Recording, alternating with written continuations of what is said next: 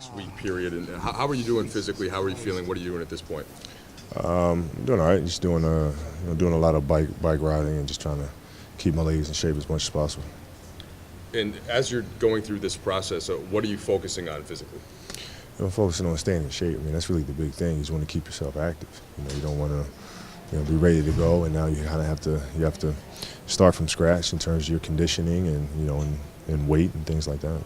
You said at the time of the injury, Kobe, that the good news part of it, there was nothing torn, and a fracture does heal. Do you still feel like that? This is something that when you actually do get back, it's going to be something you'll be able to play on the court and not feel the adverse effects of it.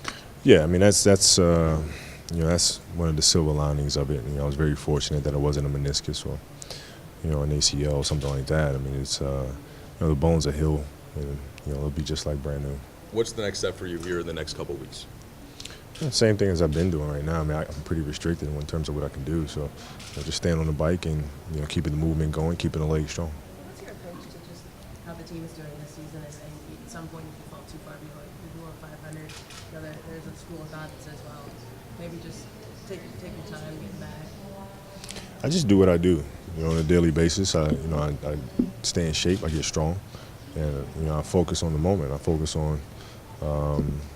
Being ready physically. I mean, that's all I can do. I mean, you can't really worry about what you can't control. You try to keep your guys encouraged, try to stay in their ear as much as possible, and just go from there. Is there any added benefit getting the extra time off with the Achilles, or is that just does not help in any way? Yeah, I mean, no, it helps. I mean, you get a chance to get the Achilles even stronger and rest even more, and where it's not a concern whatsoever.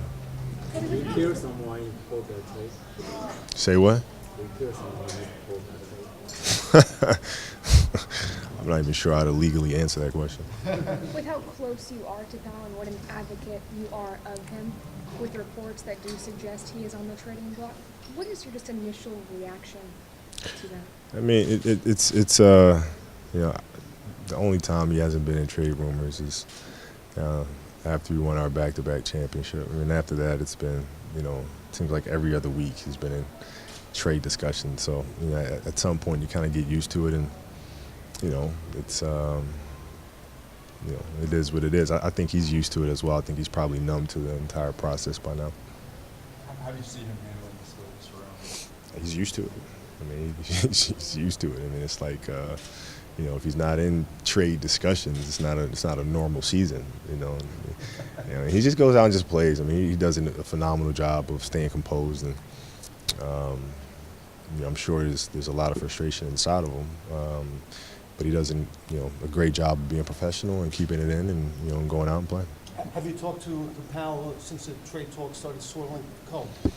No, I mean, after the first 3 times when it happened, I spoke to him.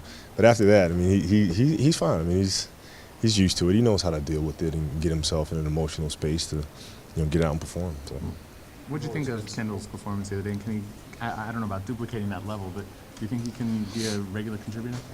I thought he played extremely well, obviously. What I like about Kendall is he has really good size to him, good length, and he's got a funny-looking shot, but it goes in. So, I like the talent that he has to be able to play both ends of the floor. I've always been a big fan of big guards, and he certainly did a great job. And it's nice he's going to have his work cut out for him, but I think he'll do fine. Did he play well enough to get a Twitter follow from you? He actually tweeted at you, said, "Hey, follow back." Oh, did he? He did.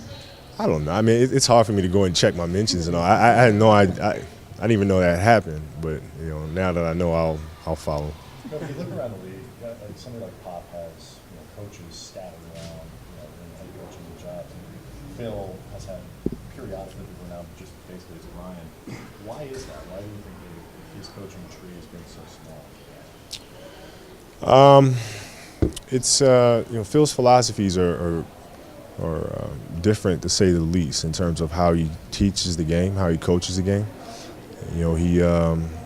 There's some X's and O's to it, obviously, but he teaches players. He teaches guys how to play, but he teaches it from a place of zen. He teaches it from a place of emotional,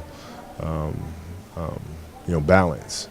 and it's hard to duplicate that. It's hard to replicate that. I mean, it has to be something that that's a part of you, to have those philosophies or those beliefs and, you know, the meditation and all that. I mean, it's very, very hard to duplicate that. Kobe, what do you have to do to get to the point where you can practice? Does it have to show up a clean, the fracture is healed and then you can get in? How does that whole process actually go? Yeah, I mean, you go in, you get an MRI, and you see if the fracture's healed. You know, if it's healed, then, you know, I can get back out there and get to work. Do you know what time you expect to go in and get the next one? No, I'm not sure. I know it's, you know, it's not something that's in the near future. Are you planning on traveling with the team on these next few trips to do your work, or are you going to be I'm traveling. Back on the triangle, we haven't seen other people really fully commit to it. You were part of people that had some success. And do you think that's something, maybe you can't duplicate Phil's style, but you use that system to be successful with other person? No, because, you know, the system is predicated on the spirituality of the game. You know what I mean? In terms of being in the moment, reading and reacting, patience, you know, balance. I mean, there's a lot of things. You know, how he teaches the system it comes directly from his beliefs and his philosophies spiritually. So, you know, that's why you see teams that go out there and try to run it in the past, they don't have that same level of success. Is there enough time for this team to do something this year? I mean, you out, Nash still a ways away, breakaways away. Is there enough time for this team to get back into it? Yeah, it'd be fine. You just gotta get in gear, you know, play both ends of the floor, get a couple games here, you know, go on a nice 2-3 game streak. All of a sudden we're back in the hunt, and you start picking it up from there and chipping away, and be fine. Cole, how are you controlling your inner nature not to come back too soon after this injury? Well, I don't have much of a I don't have much of a choice. I mean, it's, you know, a fracture, either, you know, it heals or it doesn't. I mean, I don't really have much of a choice, unfortunately. Did you catch Nick's impersonation of you at your locker the other day? A little bit of it. You know, clearly doesn't watch the Discovery Channel Animal Planet. But other than that, I mean, it was good. What do you mean about the not having bones thing with the snake? Yeah, I thought that was a pretty fair comment, no? I guess. with how close you are with Kyle, supportive of him, do you feel the need to kind of support him to the front office, or you just kind of defer to them? How much? What the hell? How much more am I supposed to support a guy? You know what I mean? Besides making a POW flag and riding in here on a, you know, riding in here on a horse with the Spanish-colored paint on my face like I'm a Spaniard William Wallace or something. I mean, I don't know what else to do. How would you feel about playing an All-Star game only having played a handful of games? Well, I mean, that's obviously a sensitive topic for me personally because, you know, you want to feel like you deserve to be in the game, you know, and play. But then there's the other side of the argument where you've put in a lot of work over the years, and fans, you know, if they vote you in, you know, you want to go out there and show your appreciation and respect to them. So, you know, I think it's always a delicate balance, you know. But you know, from where I come from, I really enjoy watching what the young guys are doing and how they're performing. And you know, even though there's so much respect that comes from me to be able to play for the fans, I'd much rather see the young guys going out there and playing in the game, you know, because they've obviously put the work in to be there that weekend. So I'd much rather see them go out there and participate. So what would you make that decision?